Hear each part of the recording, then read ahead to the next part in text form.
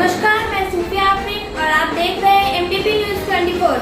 आगे बढ़ने से पहले नजर डालते हैं आज की हेडलाइंस पर।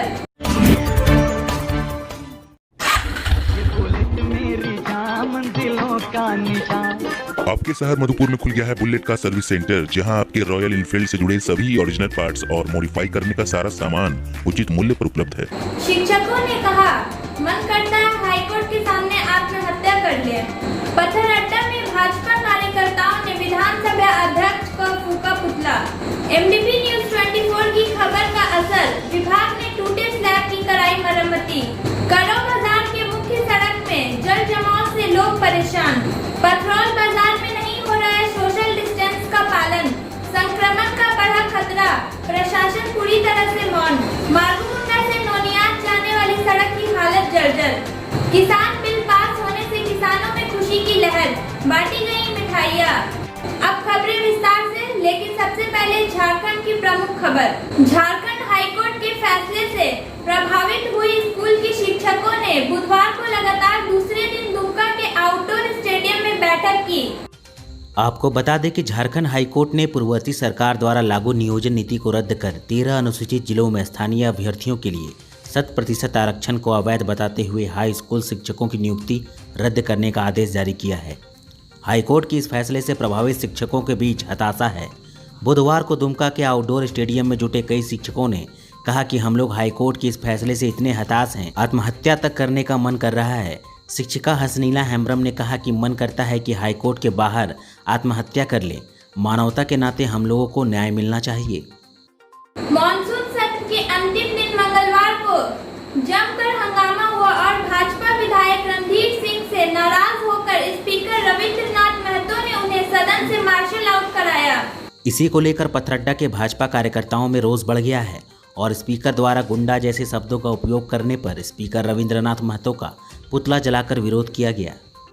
रविंद्र महतो हाय हाय, रविंद्र महतो हाय हाय, रविंद्र महतो हाय हाय, रविंद्र महतो हाय हाय, रविंद्र महतो हाय हाय, रविंद्र महतो हाय हाय, रविंद्र महतो हाय हाय, रविंद्र महतो हाय हाय। रणधीर सिंह जिंदाबाद, जिंदाबाद जिंदाबाद, रणधीर सिंह जिंदाबाद, जिंदाबाद जिंदाबाद, भारतीय जनता पार्टी जिंदाबाद, जिंदाबाद जिंदाबाद, भारतीय जनता पार्टी जिंदाबाद, जिंदाबाद जिंदाबाद, रविंद्र महतो हाय हाय, रविंद्र महतो हाय हाय। हम आह करते हैं तो बदनाम होते हैं, हम आह करते हैं तो बदनाम होते हैं, वो कत्ल करते हैं तो चर्चा नहीं होती। वाह साथियों, इस प्रकार हम सभी जानते हैं कि लोकतंत्र में जनता सर्वोपरि होती है और जो जनप्रतिनिधि होते हैं उनका काम होता है सड़क से लेकर के संसद तक जनता की आवाज़ों को जोरदार तरीके से पहुंचाना। कल आप सबों ने देखा होगा कि जनता की जायज़ मांगों को जोरदार तरीके से पहुंचाने के कारण हमारे सारठ के सूरवीर को मार्शल आउट कर दिया गया। विधानसभा अध्यक्ष महोदय, आपने सत्ता और पद के घमंड में चूर होकर शायद ऐसा निर्णय लिया है। इसीलिए मैं यह कहने के लिए मजबूर हो गया हूँ कि देखा चेहरे को आईने में तो मगरूर हो गया, देखा चेहरे को आईने में तो मगरूर हो गया, तहजीब अदब से दूर हो गया, ठीक एहसास की चोट ऐसी लगी कि सारा घमंड चकनाचूर हो गया। भारतीय जनता पार्टी सड़क से लेकर के सदन तक जो जनता की मांग था उसको हमारे लोकप्रिय विधायक सारठ रणधीर सिंह जी ने विधानसभा में उठाने का काम किया।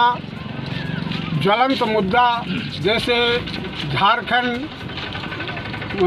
लैंड मोटेशन बिल जो था उसके विरुद्ध में, उसके बाद आपका बिजली का समस्या, उसके बाद शिक्षक, अभी 10,000 शिक्षक जो नियुक्त था उसको जो हाईकोर्ट के द्वारा निरस्त किया, उस मुद्दा को लेकर के उसके बाद आपका मधुपुर का जो पत्रकार हमारा है, जिसके ऊपर पुलिस प्रशासन के द्वारा प्रताड़ित किया गया है, उसके विरुद्ध में उन्होंने विधानसभा में जोरदार ढंग से अपनी बात को रखना चाह रहे थे, लेकिन हमारे आसन पर जो सर्वसम्मति से विधानसभा का अध्यक्ष चुना जाता है, कोई दल का वो नहीं होते हैं, वो मान्य होते हैं।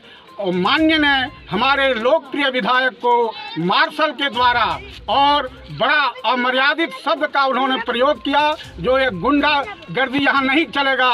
क्या हमारे माननीय लोकप्रिय विधायक जो सारठ से लगातार 2 बार चुनाव जीत करके विधानसभा गए हैं, क्या वह गुंडा हैं? आज तक उनके नाम से कोई गुंडा एक्ट लगा है क्या? मधुपुर नगर पालिका से थोड़ी दूर रेलवे फुटबॉल ग्राउंड के मुख्य द्वार के सामने के नाले का स्लैब पूरी तरह क्षतिग्रस्त हो गया था। इस खबर को MDP न्यूज 24 ने विगत कुछ दिनों पूर्व प्रमुखता से दिखाया था। खबर चलने के बाद विभाग ने इस पर संज्ञान लिया और आज से उसकी मरम्मती कार्य शुरू कर दिया है। इस मरम्मती कार्य से उस जगह के स्थानीय दुकानदार काफी खुश हैं। ये सर 5 महीने के बाद होगा। 5 महीने के बाद क्या बंदा है? तो ये तो सर जो है आपका चैनल के माध्यम से 2 दफ़ा हम जो है आपको बोले तो आप 2 दफ़ा दिखलाएं सब जगह के, साहब को भी जाकर बोले तब आज जाके काम बने साहब लगवाएं। ठीक है, आप देखिए कब तक पूरा काम कंप्लीट होता है। ये बंद है अभी? हाँ सर, खुशी कैसे नहीं, ये आपके माध्यम से जो है दिखा पूरा सभी लोग, खुशी कैसे नहीं, तो किसी तरह की समस्या नहीं? ऐसे तो बहुत तरह मैंने डर भी लगता था कस्टमर लोग को आने गाड़ी उड़ी रखने में, और मेरा कस्टमर लोग को बहुत ज़्यादा दिक्कत होता था दुकान आने से, इसलिए कि ये दुकान वाला या इधर पार्लर तरफ से आना पड़ता था। मधुपुर अनुमंडल के करम प्रखंड मुख्यालय स्थित करमराम बाजार के मेन रोड में बाबा कर्णेश्वर धाम से सावटोला तक सड़क की हालत काफी जर्जर हो गई है। जल निकासी के लिए नाले के अभाव में घरों का दूषित जल सड़कों पर बहता है, जिसके कारण जल जमाव होता है और इस कारण PCC सड़क तीव्र गति से जर्जर होती जा रही है। यह वही PCC सड़क है जिसका निर्माण पिछली सरकार में मधुपुर से मंत्री रहे राज परिवार ने अपनी विकास योजनाओं के अंतर्गत करवाया था, लेकिन जल निकासी की समुचित व्यवस्था न होने से अब लोगों को काफ़ी परेशानियों का सामना करना पड़ रहा है। रायटोला और सावटोला में बरसात के इन दिनों में जगह जगह सड़क पर तालाब जैसा दृश्य दिखाई देता है। मोहल्ले वासियों का कहना है कि बरसात के इन दिनों में अपने घर के सामने बैठना भी मुश्किल है, क्योंकि यदि कोई वाहन तेज गति से जब इस सड़क से होते हुए जाती है तो सड़क का गंदा पानी पूरे शरीर पर पड़ जाता है। ग्रामीणों ने विभाग से इस समस्या के निदान के लिए गुहार लगाई है।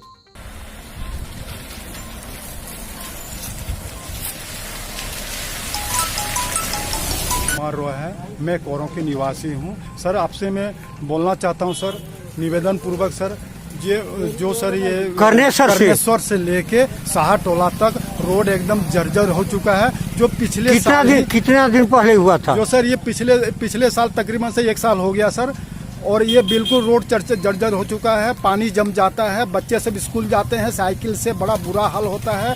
कृपया करके सर इसके ऊपर गहन क्रिया से सर छानबीन कराएं। तो आप लोग क्या चाहते हैं? हम लोग चाहते हैं सर जो रोड को फिर रिकंस्ट्रक्शन करी जाए। पथरोल पंचायत स्थित पथरोल चौक में लोगों के द्वारा लॉकडाउन का खुलेआम उल्लंघन किया जा रहा है। बाजार निकल रहे लोग ना तो चेहरे पर मास्क लगाते हैं और ना ही सामाजिक दूरी का पालन करते नजर आ रहे हैं, जिससे ग्रामीण क्षेत्र में कोरोना संक्रमण फैलाव होने का डर किसी के चेहरे पर नजर नहीं आ रहा। पूरी दुनिया वैश्विक कोरोना संक्रमण को लेकर खौफ में जी रही है। इससे बचाव को लेकर सरकार ने भी लॉकडाउन लगा रखा था, लेकिन सरकार के द्वारा धीरे धीरे लॉकडाउन को अनलॉक करने के बाद खुलेआम हाट बाजार में सामान्य दिनों की भांति लोगों के द्वारा खरीद बिक्री के लिए भीड़ लगी रहती है। सरकार द्वारा निर्देशित सामाजिक दूरी बनाए रखने के नियम का खुलेआम उल्लंघन किया जा रहा है। पथरोल चौक पर विभिन्न गांवों से साग सब्जी लेकर विक्रेता बिक्री करने एवं खरीदार खरीदारी करने आते हैं और इस कारण चौक में बड़ी संख्या में भीड़ जुट रही है। लॉकडाउन व सामाजिक दूरी को लेकर चौक परिसर में लोगों पर कोई असर नहीं दिख रहा। इसके अलावा आसपास के दुकानदार के पास ना तो सैनिटाइजर की व्यवस्था है, ना ही कोई दुकानदार मास्क का प्रयोग कर रहे हैं।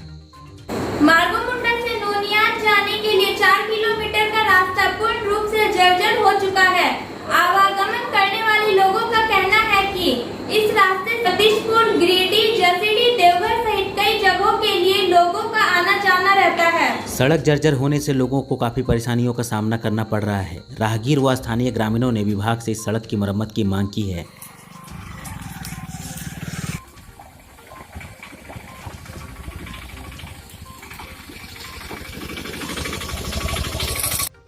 नोनियाद सड़क के बारे में क्या कहना चाहते हैं? मार्गो मुंडा से नोनियाद ये मुख्य सड़क है जिसमें 3 पंचायत पूर्ण रूपेण निर्भर है ब्लॉक जाने के लिए, और इतना खराब ये रोड हो गया है जिसके चलते प्रत्येक दिन कुछ न कुछ दुर्घटना हो रहा है।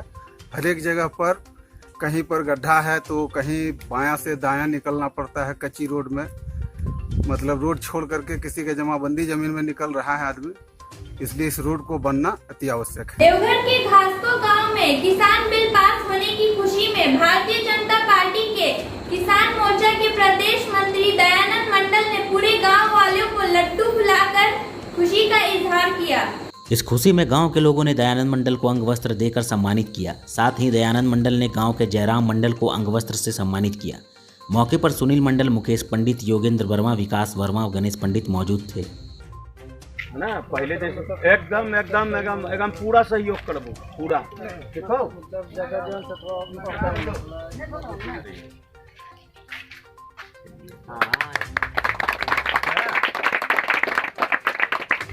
लड्डू बाबा हाथ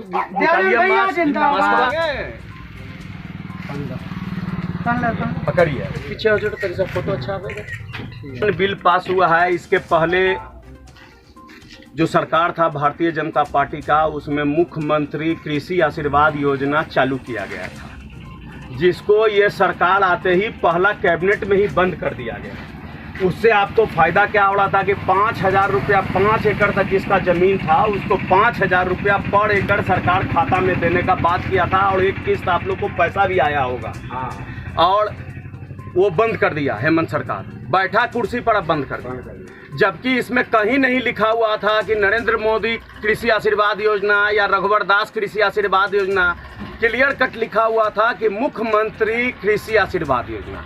अगर आज भी वो चालू रहता तो हेमंत सोरेन जी को उसका क्रेडिट मिलता, इस सरकार को मिलता, लेकिन उसको बंद कर दिया। किसान के ऊपर एकदम सीधे तलवार से उसका गला रेत दिया।